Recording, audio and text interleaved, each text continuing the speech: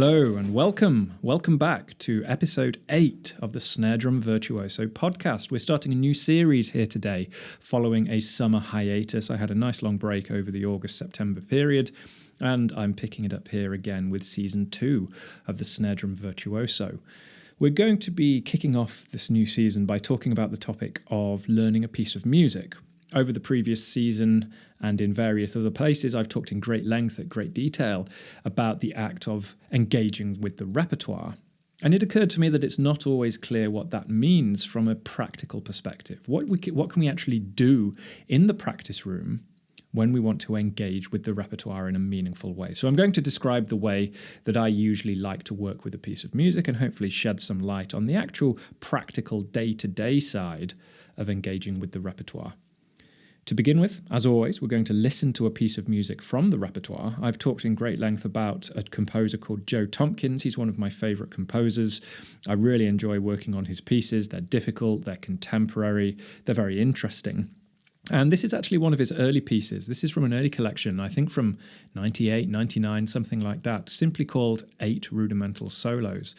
And this is a deceptively difficult piece from that collection called Alliteration. So before we go any further, let's enjoy Alliteration by Joe Tompkins from 8 Rudimental Solos.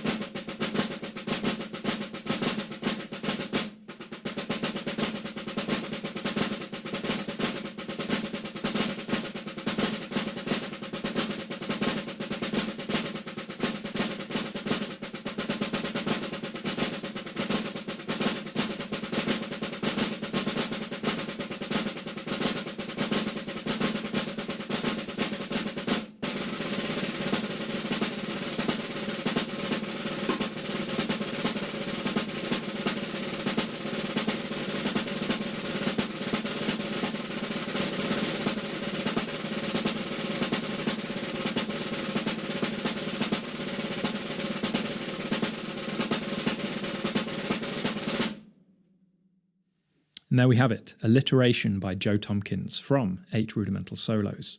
So let's dive into this topic. I have talked at great length about the act of engaging with the repertoire. What does this mean? How can we learn a piece of music and gain all these great benefits that I talk about so often?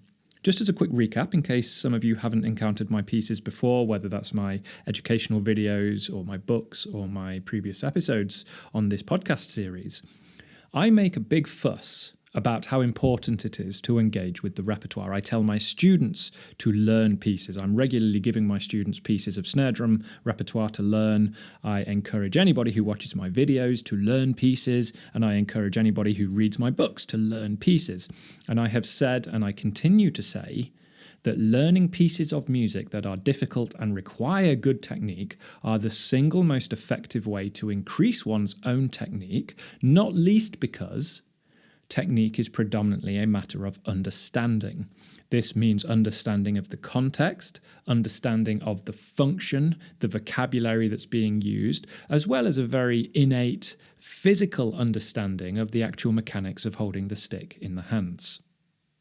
So I really value the act of learning music as opposed to simply doing exercise drills, practicing in what I call a non-contextual manner. So if you were to see me as I work today, my practicing involves learning a piece of music. I very rarely just spend time doing exercises. I have done exercises in the past, and I do value them for specific purposes, but the vast majority of my practice these days involves actually learning a piece of music. And more often than not, it is a difficult piece of music, and the act of me learning it and pulling myself up to the level where I'm able to perform it is far more beneficial, at least to me, to my eyes, in my experience, than any improvements I may have gained from working on isolated exercises.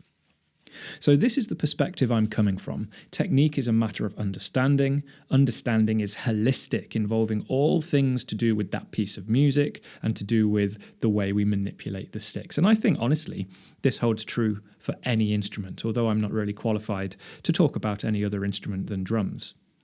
But with that said, how do we actually do this? How do we actually go about learning a piece of music and to gain all these brilliant benefits that I'm waxing so lyrical about? The first thing I actually like to do is go and learn something about the composer whose piece I'm working on. At the beginning of this episode, we listened to a piece by Joe Tompkins. And before I knew Joe, before I had worked with him, I had never heard of Joe Tompkins. So somebody giving me one of his solos, he's got a few books out that have some really interesting and amazing pieces of music in them. I think I would have been at a loss, and I could have worked my way through the notes and I could have figured out a lot of it, but I wouldn't have any context. I wouldn't have any idea of what he was trying to do, the way he worked, his characteristics, his compositional devices, and the context in which he was working. So the first thing I like to do, as I say, is to try to learn something about the composer, the context in which they're working, and what they're trying to achieve. So I like to understand a bit of the history. I like to understand the general field in which they're working. For example, working on a John Pratt piece is a very different thing than working on a De La Cluse piece, or indeed a Joe Tompkins piece, because those three composers are working in different fields. They're working in different contexts with different intentions, different methodologies, different conceptual ideas, and all sorts of things that I think are actually really important for the performer to try to understand. And this has been emphasized to me, I think, more so since I started composing.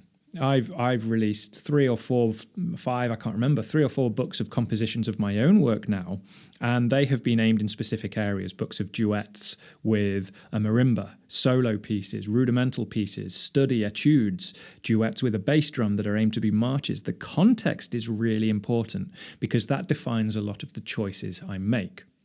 So if I'm working on a John Pratt piece, I like to understand a little bit more about John Pratt himself. I want to understand what motivated him, what he was trying to achieve with his pieces, what was he trying to do, what was his working conditions. For example, Pratt, working at West Point, had to produce rudimental material for military purposes and for competition purposes. So this is going to inform the decisions he made. In complete contrast to that, somebody like De La Cluse is not interested in the military and is not interested in competition. He's producing work in an orchestral manner. And actually, speaking of De La Cluse, gives us the opportunity to consider a really pertinent example, actually. When I first encountered De La Cluse, I was at an absolute loss when I was looking at the notes on the page, because I had come to understand that he was a very well-respected composer. His Deux Etudes was a very renowned book, and it was something worth pursuing. But I had no experience whatsoever with De La Cluse. I'd never heard of Jacques De La Cluse. I didn't know much about him. I didn't know the world he was working in. So, of course, when I opened to Etude 1 and looked at the notes on the page, I was completely clueless. I was looking at a foreign language with no real means with which to translate it, other than the fact that I can read music. So I was able to sort of work out broadly what I was supposed to do, but it didn't make any sense to me. And over the course of, I was working on a particular project at the time. Over the course of this project, I studied with a chap over in America called Rob Knopper. And Rob, at the time, I'm not sure whether he still is, but at the time he was a snare drummer for the New York Met Orchestra. And he has also released a fantastic set of recordings of him playing the entirety of De La Cluse's Deux Etudes, and he plays them wonderfully. He performs them to such a high standard. And I was lucky enough to have a consultation session with Rob, and I was able to ask him a lot about de la Cluse, and he was able to tell me things that allowed things to just fall into place. All these questions I had and these blanks in my understanding, looking at the page, they all just got filled in, and they gave context to what I was trying to do. So, for example, there is no sticking in de la Cluse. Unlike much rudimental drumming, many rudimental pieces, there is no sticking whatsoever. It is completely up to the performer. So this was interesting for somebody like me coming from a much more rudimental background. And also, I didn't really have any reference for what the phrases were. There were some polyrhythmic ideas, there were some motifs that I could discern, but I didn't have any idea where they were coming from. And this was of a particular interest to me at the time because I was composing my own pieces. And one of the questions I was trying to answer from a more academic perspective in the research I was following is, where do composers get their ideas from on an instrument like the snare drum, which has no melodic or harmonic component? Where do we get our rhythmic ideas from? What are the processes? What are the concepts? What are the methodologies we can employ to generate rhythmic musical ideas for something like a snare drum solo? So encountering something like de la Cluse was absolutely fascinating because I was looking at these semi-recognizable rhythms on the page and I had no idea where they'd come from, no idea where he'd got them from, had he just pulled them out there. And one of the things Rob was able to say to me, in fact, the first thing he asked me was, have you ever played snare drum orchestrally? And I said, no, never. So he was able to list a swathe of orchestral repertoire, which in his world were very, very common, something all orchestral musicians would know. Have you heard of this? No. Have you played this? No. Have you heard of this? No. And he said to me straight away, this is why you're struggling with de la Cluse, because a lot of de la Cluse's work references these standard orchestral pieces. So if you are not familiar with the orchestral pieces, you're not going to get the references. And this was a big light bulb moment for me because I had never considered the broader context in which Jacques de la Cluse was working.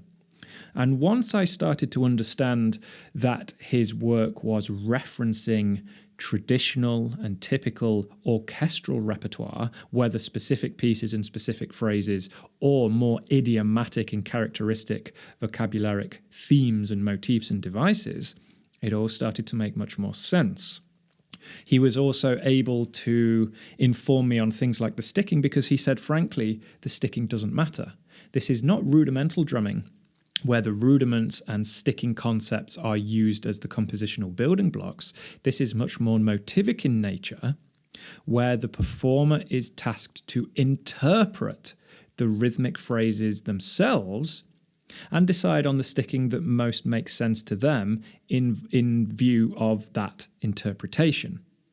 And again, this was a massive light bulb moment for me because I had never really considered this idea of interpretation. And I went on to learn that de la Cluse works with the idea that his pieces are essentially skeleton forms. They are like a canvas, and it is up to the performer to paint their own impressions upon that. That doesn't mean improvise, that doesn't mean ignore what's written, but it means using them as a starting point and developing one's own interpretation to express the piece in the way that most makes sense to them. That's what de la Cluse was interested in. That was his main motivation, and that informed not only what he wrote, but the way that he wrote it. Now, I can't claim to be a master of de la Cluse's work. It is just a little bit too far outside of the world I normally work in. But understanding those things, having some context, means that I am able to approach a de la Cluse piece, it seems, with eyes open now. I know what I'm looking at. I know what he was trying to achieve. I know the context. I know the conceptual ideas. And this makes all the difference when trying to learn to play the thing. So taking this background to what I was talking about, the first task, the very first thing I try to do when I'm faced with learning a new piece is to try to understand as much as I can about the composer, about what they're trying to do, about the context they work in, and try to understand all of these subtle nuances that will inform the choices they made in the piece. Because if I'm looking at a piece on the page and I'm scratching my head wondering why that particular sticking pattern was chosen, or why that particular rhythm's there, or what on earth is going on with this and this, that makes it very hard to perform it in a genuine, organic, or authentic manner. Whereas if I'm armed with that idea of context and all of these things, I can understand it, and if I can understand it, I can express it and perform it in a much more musical and pleasing manner. So I really would encourage anybody not to neglect this initial step. It's so easy to ignore it and then to learn a piece just on a superficial level without really understanding what we're doing. And to me, it's just the same as learning a speech in a foreign language. You just learn the sounds, and you can recite the sounds of the foreign language, but you're not understanding what you're saying. You don't understand the words. I think it's far more beneficial if you actually learn the meaning of the words as you're learning to pronounce them. So really take the time to cover that foundational step, develop a strong base of understanding and context so you're armed with a proper understanding of the meaning of what you're playing and what you're learning. That will make it far better in the long run. From there, we can start to be a lot more practical. This is where we actually put the music on the stand, we pick up a pair of sticks, and we start learning the piece for real. The first thing I like to do at this stage, before we start breaking anything down into sections, before we put a metronome on or anything like that, before we even think about performing and repeating and practicing, is to just try it. I will start at the beginning and I will start playing it, and I will work my way through. I'll explore the opening sections, I'll work my way through to the end, and it's just a reconnaissance. I'm just getting a feel for what's going on, for what it sounds like, for the sort of vocabulary.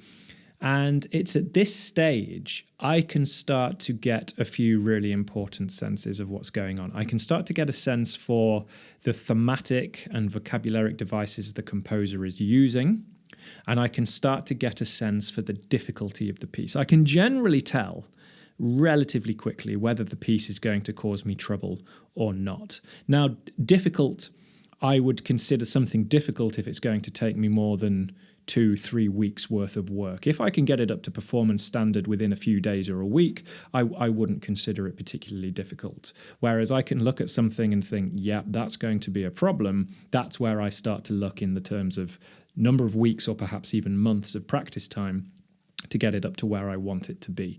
Now, fortunately, not many pieces have such a high level of difficulty that they take months, but some do, especially if they're unfamiliar or at the very high end of technically advanced. But nevertheless, I can get a sense relatively quickly how much trouble a piece is going to give me. But I think more interesting is the first point I made. You can get a sense very quickly for the thematic devices that the composer is using. You can start to see themes emerge. You can start to see technical characteristics emerge. I mean, Pratt, he did this all the time. When you start looking through a Pratt solo from something like 14 Modern Contest solos, it's like he has chosen a pool of vocabulary that is going to be the main body of that piece. So in something like Hodgepodge, they're paradiddles, and they're paradiddle based. So you've got these paradiddle combinations, double paradiddles, paradiddle diddles, and the vast majority of the phrases are based around those figures. So you can get a sense for that very quickly, and you can say, okay, this is a paradiddle based piece. Now that might be too simplistic, but it kind of demonstrates what I'm talking about. And I will do this for a little bit of time. Now, I might do this for a few days. I don't like to rush in and stick the metronome on straight away and be really formal in my approach to things. I like to just take my time to explore the piece. And it might be quite some time before I actually get to that practice stage, because this next step, similar to what I was talking about with understanding the composer, I like to be familiar with the piece. I can't practice something if I'm not familiar with it. If I'm still having to read it through and try to figure it out, I can't realistically practice it.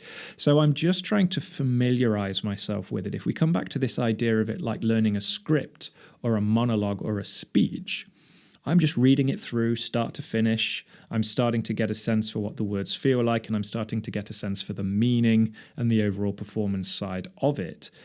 And again, as I say, I will spend quite a long time doing this until I can consistently get through it from start to finish, obviously slowly, without any degree of pulse or anything like that. But where I know it, I'm familiar with it well enough that I can at least play each bar, figure out the rhythms, figure out the phrases. And again, I would encourage people not to skip this step. I think this is a really important step. If we just go all guns blazing, metronome on, drills and repetition of one set phrase, I think we're missing the bigger picture. We need to hear this and approach this holistically. So let's assume we have done both of those things sufficiently. We've spent our time researching the composer, learning what they were about, learning their methods, learning their contexts, learning the concepts they use.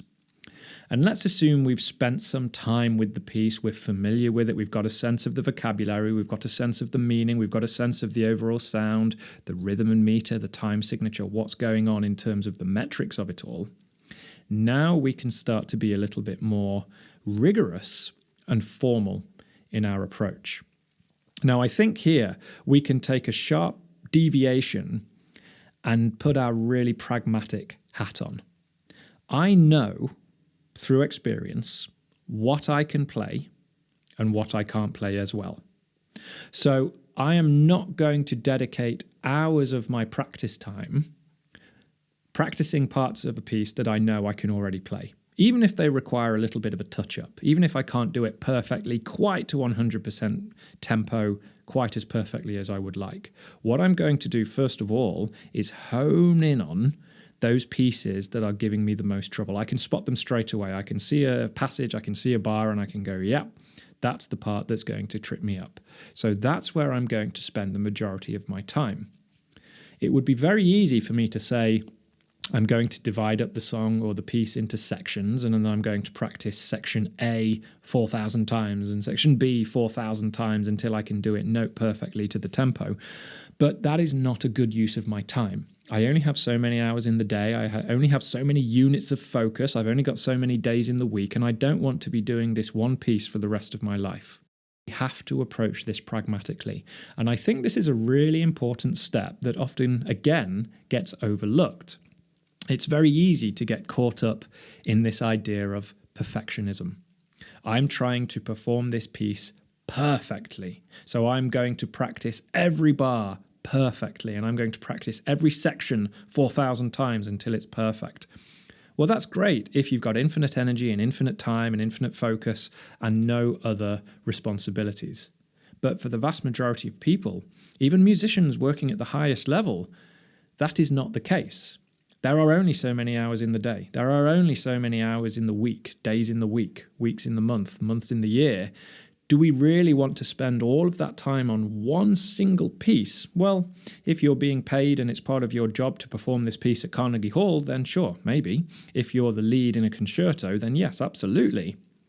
But just for the sake of learning a piece, let's just say to a pleasing, comfortable, sufficient level to perform it decently, we don't need to do that to quite that extent. What we need to focus on are the weak points. We need to find those parts that are going to give us the most trouble, that are the most technically demanding, that are the most unfamiliar to us, and tackle those first. I really dislike the feeling of being able to play a piece, even most of it to tempo, only to get to this one section where I kind of have to blag it. I have to kind of guess it or guesstimate what's going on. I'm not quite sure what my sticks are supposed to be doing. I'm not quite sure what it's supposed to sound like. And I just blunder my way through it and then I carry on. That's really frustrating. So after I've familiarized myself with the piece on the whole, I'm going to find that section and I'm going to make it the strongest section in the piece. I want to take it from being that part where I'm anticipating it with dread to the part where I know I'm going to make it sound the best. So this, finally, is where we can start to be rigorous. We can extract that part of the piece, we can loop it, and we can dedicate some serious time to it. And this really just comes down to modes of practice, which I talked about in a previous episode. Focused repetition with feedback and a measurable goal. It's that simple. So if I've got this, let's say, 4 or 8 bar passage that I have highlighted as being troublesome from a piece of music, I'm going to take that 4-bar passage and I'm going to turn it into a loop. I'm going to adjust it in any way that I need in order to loop it without stopping. And I'm going to understand what tempo I need to achieve. Let's just say I need to get it to 100 BPM. And I'm going to work with percentages. So I generally try not to go lower than 50%. Anything less than that is just a little bit too slow, that it becomes abstract. I'm not hearing the phrase well enough. So I generally start about 50%. And if I can't perform it sufficiently well at 50%, I'm not ready to start practicing yet. I need to just spend a little bit more time familiarizing myself with it and understanding it. But assuming I can at least get through it somewhat cleanly at 50%, this is where the repetition comes in. And then we try 55%, and then 60%, and 65%, all the way until we get to round about 80, 85%. And this is where we spend most of our time. Because round about 80, 85%, we're close enough to performance tempo that we can hear it sufficiently. We get the sense of what's intended by the passage, but we're also sufficiently fast enough that that element of challenge is still there. And I think that's a really important place to be. We can't just spend our lives repeating it at 60%, getting it perfect all the time. We need that element of challenge. We need those elements of mistakes. And this is actually something backed up by recent research in neuroscience as to how we learn. We need to make those mistakes in order to troubleshoot them. And we keep the repetition going, even allowing for some mistakes. And this gives the brain, the nervous system, and our general understanding chance to figure out what's going on, to troubleshoot it, and to correct those mistakes. This is real cutting edge of the science of learning and neuroscientific processes. So I'm not going to go too in depth here. The studies are out there, especially Huberman from Stanford. These are some really exciting studies about the nature of mistakes in practice. I'm not going to get into those now. But nevertheless, I find the last 10% is the hardest. So I will quite early on in the process get to the point where I can perform the piece at 80%. And then the 80% of my practice time is spent getting that final 10, 15, 20% of tempo. But that's part of the process. And that comes down to familiarity. It comes down to repetition and all these things. And eventually, given enough time, diligence, and persistence, we get to the point where we can perform it at tempo. Now, the reality is, for high-level and advanced and cutting-edge pieces that are difficult, the sorts of pieces that take weeks or months to practice, unless you spend many years performing that piece at a very high level, I think it is always going to be difficult to perform that piece at tempo. I don't know. Honestly, I don't know whether the hardest pieces ever become truly easy. I don't know. I can't answer that. I can tell you from experience playing my own pieces, some of which are exceptionally difficult, and pieces by other composers that are very, very difficult. When I have been standing on stage under the lights with people watching, or with cameras recording and the microphones all set up, no matter how many months I've practiced for, performing those very, very difficult pieces at tempo and getting it to sound the way I want it to sound and the way I've spent hundreds and hundreds of hours trying to get it to sound is still difficult. I think the only way that sort of thing becomes maybe not easy, but at least more comfortable, is if you are performing something like this at a concert level night after night after night. And even then, I don't know how easy it genuinely becomes. But I say this because I think it's important to know when you can put a pin in something and be ready to move on. Now, please don't misunderstand me here. I am not saying accept mediocrity. I'm not saying accept average. That's not what I'm saying. We want to push ourselves to get the best performance we can. But if we don't have a cutoff point and say, yes, I have performed it, I have done it, I have learned it, I am going to move on, we are going to spend the rest of our lives on this fruitless pursuit of one piece of music. And that would just suck all the joy out of it. That is not what we're here for. We are here to explore this wonderful world of music and repertoire that people throughout the ages have contributed to the art form. I don't want to spend the rest of my life just trying to perfect one piece of music. What an awful way to live. So, finally, this is my final point. I've talked about the act of familiarity and learning the context of the composer, the act of honing in on those difficult parts, and of course, the act of practice and repetition. But please, please, please have a point where you can say you are finished. Yes, of course, we want to learn to perform something at tempo. That's a good measurable goal. And yes, we want it to be somewhat comfortable, but this cannot go on forever. We cannot perform it at tempo and go, yeah, but I could have done that a little bit better, or that bit wasn't quite perfect. There comes a point, like anybody who has ever recorded a musical album will know, there comes a point where you just have to say, that is the best I can do. And now I'm going to move on to the next one.